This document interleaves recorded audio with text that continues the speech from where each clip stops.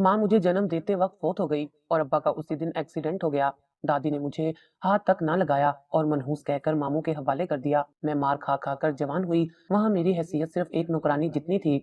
जान छुड़वाने के लिए मामी ने मेरी शादी एक पागल शख्स से कर दी, जिसकी बीमार माँ बिस्तर पर पड़ी थी। मैं दिन रात सास की खिदमत करती और अल्लाह से कहती, मैंने तेरी रजा के लिए सब्र किया है, अब तू ही मेरा इंसाफ करना। कुछ दिन बाद सास फौत हो गई। तब मेरा पागल शोहर मुझे एक बंगले पर ले आया और कहा, आज से हम यहाँ रहेंगे। मेरा तो उस वक्त कलेजा मुंह को आ गया जब मेरे पागल शोहर ने मेरा, ये मनहूस है, मैं इसको हाथ नहीं लगाऊंगी। मेरी पैदाइश के वक्त माँ फौत हो गई और अब्बा का अस्पताल आते हुए एक्सीडेंट हो गया था। दादी मुझे गालियां निकालती हुई अपने बेटे के पास भाग गई और मामू तरस खाकर मुझे अपने घर ले गए। मामी ने बहुत कोशिश की कि मेरी दादी या मेरा बाप आकर मुझे वापस ले जाए, मगर उनमें से कोई भी मुझे देखने तक न आया। मामी ने बोझ समझकर मुझे पाला। जब जवान हुई तो बस मुझे इतना पता था कि मैं इस घर में मुलाजमा हूँ, घर के सारे काम मैंने ही करने हैं। कोई काम गलत हो जाता तो मामी डंडे से मारती, मामू मेरी चीखें सुनते रहते।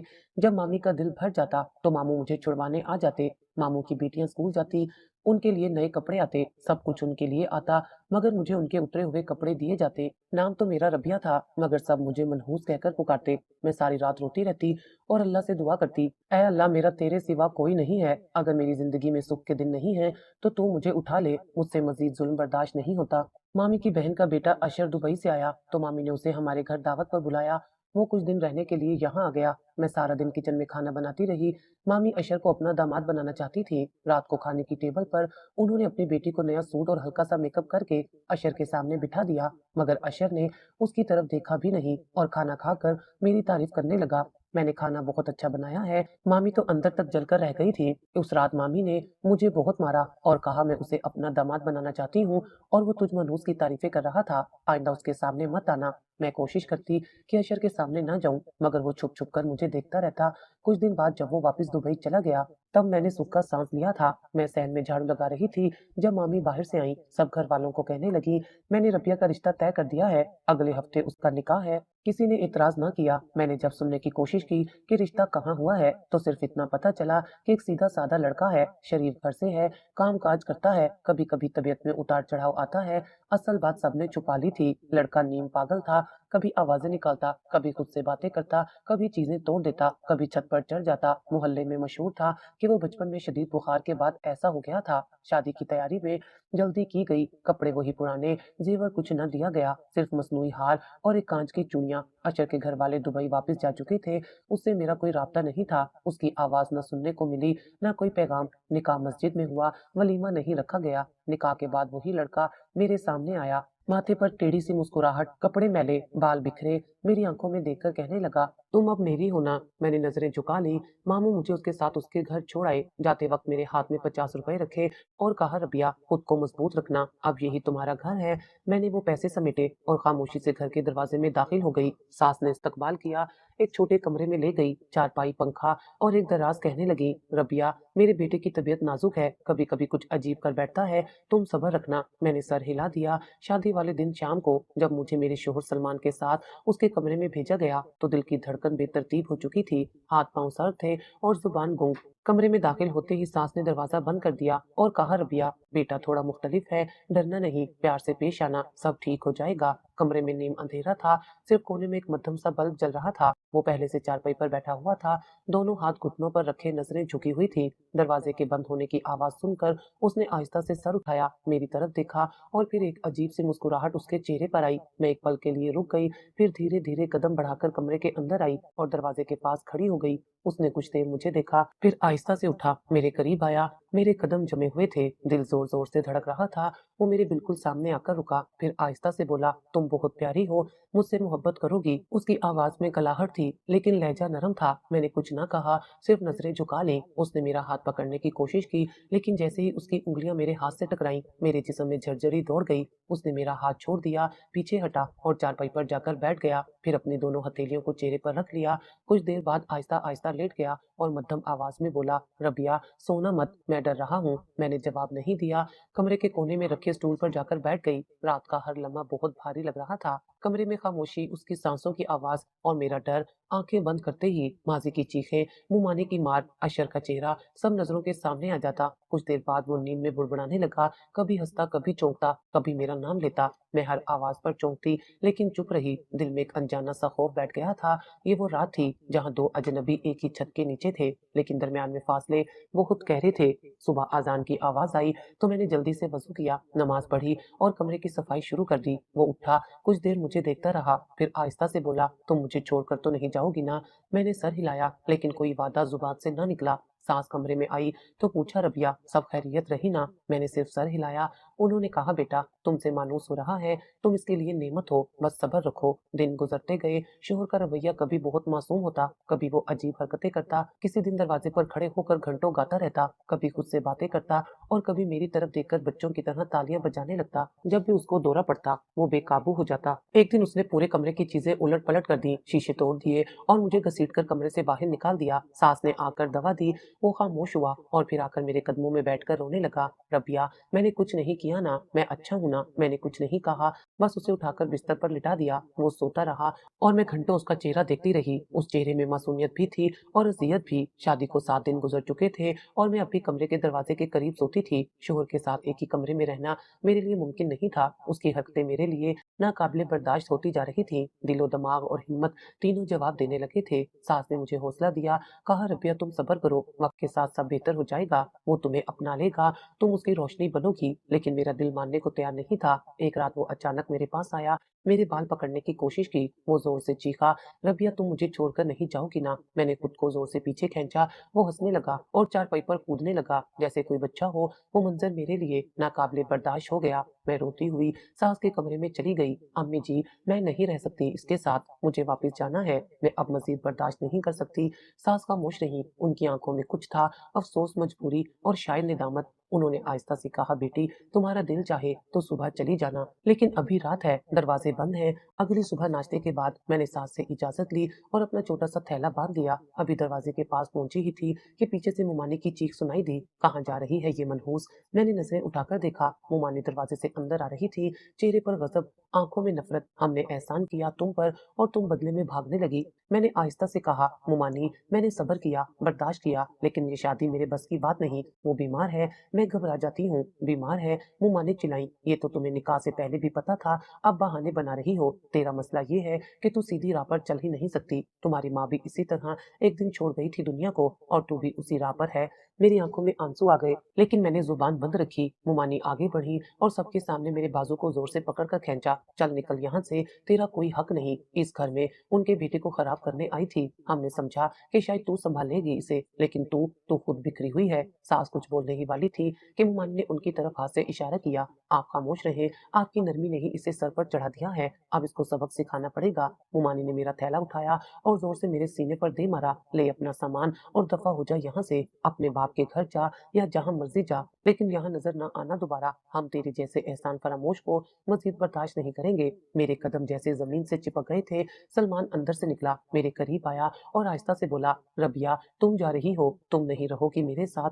मैंने उसकी तरफ देखा, वो वाकई कुछ नहीं समझ रहा था। शायद ये सच भी था, शायद सबसे ज्यादा मासूम वही था, लेकिन मेरी बर्दाश्त की हद खत्म हो चुकी थी। मैं नहीं रह सकती, मैं अब और बर्दाश्त नहीं कर सकती। सलमान खामोशी से वापस पलट गया और मुमानी मुझे धक्के देती हुई बाहर की दहलीज तक लाई। दरवाजा बंद हुआ, जंजीर की आवाज आई और मैं बाहर थी, तन्हा, इज्जत के नाम पर दाग लेकर, जो मैंने खुद नहीं लगाया था, जो वक्त मेरी पेशानी पर थोप दिया था। मैं मोहल्ले की गलियों में बगैर किसी सिमत के चलने लगी। लोग देखते, पहचानते, सवाल करते और मैं नजरें झुकाकर गुजर जाती। किसी के पास जवाब ना था, ना मेरे पास अल्फाज बाकी थे। घर पहुंची तो दादी ने दरवाजा खोला, मुझे देखते ही थूक दिया, अब वापस आई हो, वो भी बस 7 दिन बाद। क्या हुआ? वहां भी मनहूसियत ले गई। अब्बा सामने बैठे थे, एक नजर मुझे देखा और अंदर चले गए, जैसे मैं कोई बोझ हूँ जो फिर कंधे पर आकर गिरा है। मैं कमरे के कोने में जाकर बैठ गई, थैला खोला, कपड़े निकाले और अपने बचपन के बिस्तर पर लेट गई। सन्नाटा छा गया। बाहर आसमान साफ था, सूरज चमक रहा था, लेकिन मेरे अंदर रात थी, गहरी, भीगी और सर्द। मैं सोचती रही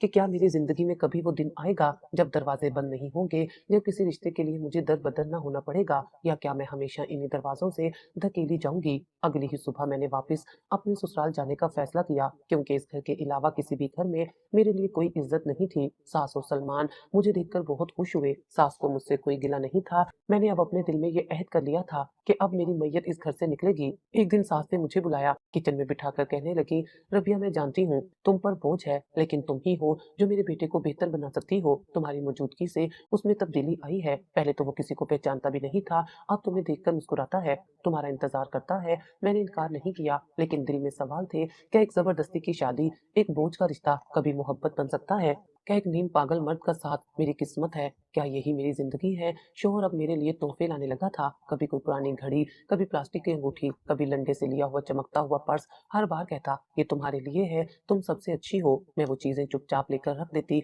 ना खुशी का इजहार करती, ना शिकायत। उसके दिल को ठेस ना पहुंचे, बस यही कोशिश होती। रात को जब वो करीब आता तो मैं पीछे हट जाती, कहती, दवा लो। वो मुस्कुराता, कहता, रबिया, तुम्हारे पास बैठा रहूं, और मैं उसे बिठा लेती, लेकिन खुद फासले पर रहती। एक दिन उसने मेरे सामने खड़े होकर कहा, रबिया, मैं अच्छा बन रहा हूं ना, तुम मुझसे मोहब्बत करोगी ना? मैंने सिर्फ इतना कहा, पहले खुद से मोहब्बत करो, फिर मुझसे करना। वो हंसने लगा, तालियां बजाईं और कहा, वाह, ये बात तो मुझे समझ आ गई। फिर बच्चों की तरह भागकर दूसरे कमरे में चला गया। ये वो लम्हे थे जहां मेरा खौफ अब भी कायम था, लेकिन उसमें कुछ नरमी शामिल होने लगी थी। उसके अंदाज, उसकी मासूम बातें मेरी जिंदगी के अजीब हिस्से बन गए थे, लेकिन अंदर का खौफ पहली रात का वो अब तक वैसे ही था, गहरा, खामोश और मुसलसल। शादी के बाद के इब्तदाई दिनों में उसके रवैये में नरमी थी, लेकिन जैसे जैसे दिन बढ़ते गए, दूरियों की शिद्दत और तकरार भी बढ़ने लगी थी। कभी वो खुद को शीशे में देखकर मुस्कुराता, कभी दीवारों से बातें करता, कभी खिड़की से बाहर देखकर घंटों खामोश बैठा रहता। सास की हिदायत के मुताबिक मैं दवा वक्त पर देती, उसका बिस्तर साफ रखती, उसके कपड़े धोती और उसे नहलाती भी जब वो खुद नहीं संभाल पाता। दोनों की शिद्दत और तकरार भी बढ़ने लगी थी। कभी वो खुद को शीशे में देखकर हंसने लगता, कभी दीवारों से बातें करता। सास की हिदायत के मुताबिक मैं दवा वक्त पर देती, उसका बिस्तर साफ रखती, उसके कपड़े धोती और उसे नहलाती भी जब वो खुद नहीं संभाल पाता। पहला दौरा एक रात को पड़ा। वो पहले हंसने लगा, फिर चीखने लगा, फिर अचानक मेरे बाल पकड़कर घसीटा।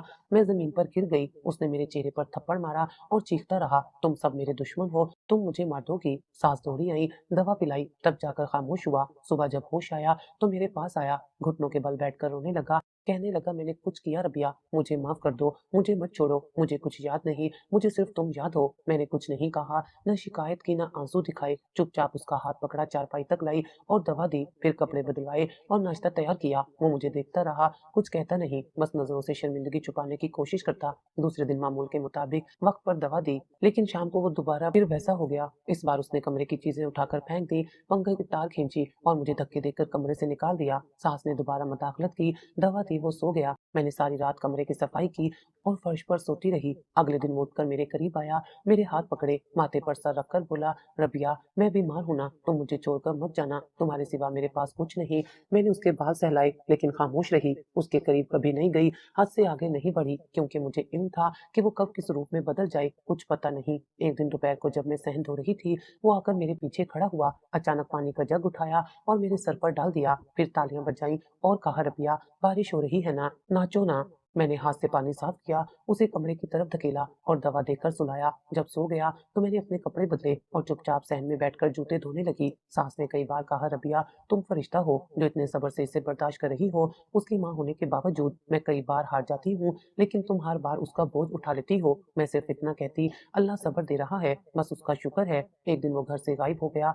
घंटों तलाश के बाद मोहल्ले के एक नुक्कड़ पर बैठा मिला, जहाँ बच्चों के साथ खेल रहा था। कमीज फटी हुई, चेहरे पर खाक, लेकिन आंखों में चमक। मुझे देखते ही दौड़ा और बच्चों की तरह गले लग गया। कहा, रबिया, मैंने तुम्हें देखा था आसमान में, तुम मेरे ख्वाब में आई थी। मैं उसे घर लाई, नहलाया, कपड़े पहनाए और उसके सोने तक बैठकर लोरी गाती रही। कई बार उसने मेरे साथ जबरदस्ती भी करने की कोशिश की, लेकिन जैसे ही मैं पीछे हटती वो फौरन रुक जाता और बच्चे की तरह कहता, माफ कर दो, मैं अच्छा शोहर नहीं हूँ, मैं नहीं जानता क्या करना है। मैंने हमेशा उसके लम से दूरी रखी, लेकिन खलूस में कभी कमी नहीं आने दी। एक बार वो घर के सहन में बैठा गुलाब के फूलों को देख रहा था। मैंने पूछा, क्या सोच रहे हो?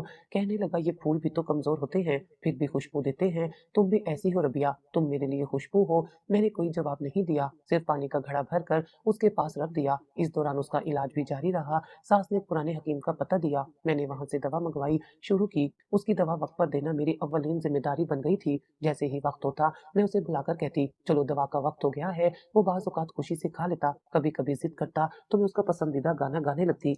वो मुस्कुराकर दवा निगल लेता। उसकी हालत अब कुछ बेहतर थी, मगर डोरों का अंदेशा हर वक्त रहता। मैं हर दिन एक नए अंदाज में खुद को तैयार करती, कभी जज्बाती होकर, कभी पत्थर दिल बनकर। दिल में बेशुमार सवाल थे, ख्वाब दफन थे, लेकिन जिंदगी अब उसके गिर्द ही घूमने लगी थी। अब जब वो कहता, रबिया तुम मुझसे मोहब्बत करती हो ना, तो मैं खामोश रहती। मोहब्बत का जवाब न नफी में दे सकती थी, न असबात में, क्योंकि जो जिंदगी मेरे हिस्से में आई थी उसमें जज्बात की गुंजाइश नहीं बची थी, सिर्फ फर्ज बर्दाश्त और खामोशी थी। सांस मेरे लिए एक साया बन चुकी थी। हर उस वक्त जब वो पागलपन की हदों को छूता, मैं उसके पीछे छुप जाती, साथ सामने आ खड़ी होती और कहती, रबिया कमरे से बाहर निकलो, इसे मैं संभालती हूँ। फिर वो बेटे को नाम लेकर आवाज देती, उसके सर पर हाथ फेरती, उसे झिझोड़ती और दवा खिलाती। एक दिन सुबह सवेरे वो मेरे पास आकर बैठी, चेहरे पर गहरी झुर्रियां, आंखों में थकन। बोली, बेटा मैं माँ हूँ, जानती हूँ मेरा बेटा मुकम्मल नहीं है, लेकिन मैं देख रही हूँ कि तुम्हारे सब्र से वो बेहतर हो रहा है। उसके दिल में तुम्हारे लिए नरमी आ गई है, वो अब पहले जैसा नहीं रहा। मैंने सर झुकाकर उनकी बात सुनी और हाथ पर हाथ रखकर कहने लगी,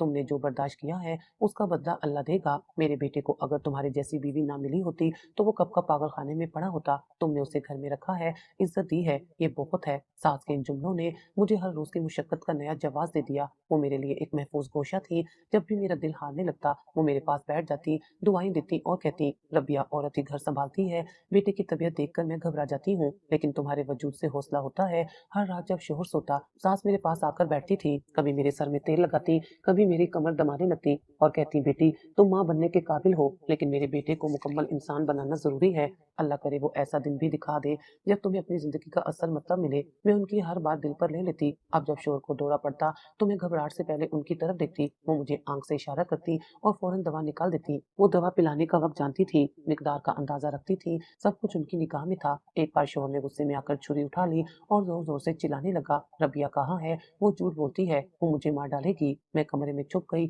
सास बाहर निकली, उसके सामने खड़ी हो गई और कहा, अगर रबिया को हाथ लगाया तो ये माँ मर जाएगी तेरे हाथों। वो ठिठक गया, छुरी नीचे रखी और रोने लगा। सास ने उसे गले लगाया, दवा दी और कमरे में ले जाकर सुलाया। जब वो सो गया, सास मेरे पास आई और बोली, बेटी ये जिंदगी बहुत भारी है, लेकिन तुमने इसे निभाया है, तुमने हार नहीं मानी, मेरी दुआएं तुम्हारे साथ हैं। सास मेरी माँ जैसी हो गई थी। मैं उनके लिए नाश्ता